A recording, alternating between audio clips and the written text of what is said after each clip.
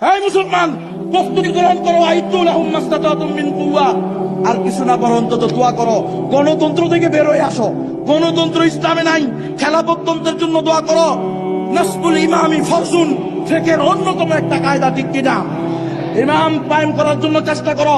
না পারো, আল্লাহর কাছে দোয়া করো, আল্লাহ আমি পারতেছি না, আমি দুর্বল, আমি কৃষকের ছেলে, আমার দ্বারা হবে না, কিন্তু তুমি সবল, তুমি পারবা। ওয়ামা তাশাউনা ইল্লা ইয়াশা আল্লাহ। আল্লাহর কাছে দোয়া করো। যারা চেষ্টা করবে তাদের জন্য দোয়া করো। খবরদার, খবরদার, গণতন্ত্র নামক তন্ত্রকে নিজের ভিতরে গ্রহণ করে ইসলামকে বিসর্জন দিও না, ঠিক কিনা? আর যদি না মানো তো অপেক্ষা করো, আসতেছে ইমাম মাহদী।